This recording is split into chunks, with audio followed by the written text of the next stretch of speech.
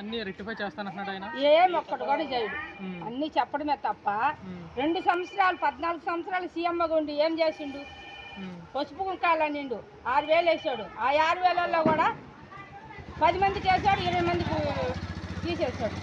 మళ్ళీ వచ్చి మళ్ళీ మీకు ఇప్పుడేమంటున్నాడు, ఇంటింటికి ఉద్యోగం ఇస్తాను, ఇంట్లో ఎంతమంది ఆడపిల్లలు ఉన్నా అంతమందికి 15,000 ఇస్తాము, జగనే సంవత్సరానికి ఒక్కడికి వేసేది అంటున్నారు కదా. ఒక్కసారి వెనక్కి తిరిగి చూసుకుంటే వాళ్ళు చరిత్ర పడతారు. మీ లోకల్ ఎమ్మెల్యే విక్రమరెడ్డి గారి పనితీరు ఎలా ఉంటుంది ఇక్కడ? మా విక్రమరెడ్డి అన్న గెలిస్తే మాకు అందరికి మంచిగా జరుగుతుంది. మా విక్రమరెడ్డి అన్న కోసమే మేము అందరం పోరాం. విజయభాస్కర్ రెడ్డి సార్ రావాలి, విక్రమరెడ్డి రావాలి, పైన మా జగన్ అన్న రావాలి. అప్పుడే మేము మా పేదరికం పోయి మమ్మల్ని ప్రతి మహిళలను లక్షాధికారులు చేసిండి జగన్ అన్న. ఒకప్పుడు మేము ఇంట్లో నుంచి బయటకు పోవాలంటే భయం. జగన్ అన్న వచ్చిన తర్వాత మా అకౌంట్లలో డబ్బులు వేసి మాకు ఇల్లులు ఇచ్చి, మాకు పట్టాలు ఇచ్చి, నాకైతే ఇల్లు లేదు.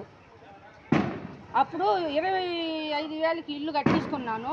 అప్పుడు ఆయన మీకు కళ్యాణ్ మస్తు ఇస్తామని చెప్పి మా పాప పెళ్ళి అప్పుడు ఇవ్వలేదు.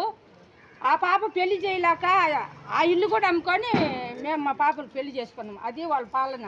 ఇప్పుడు మాకు ఇల్లు లేదు, 2 ఆడబిడ్డలు.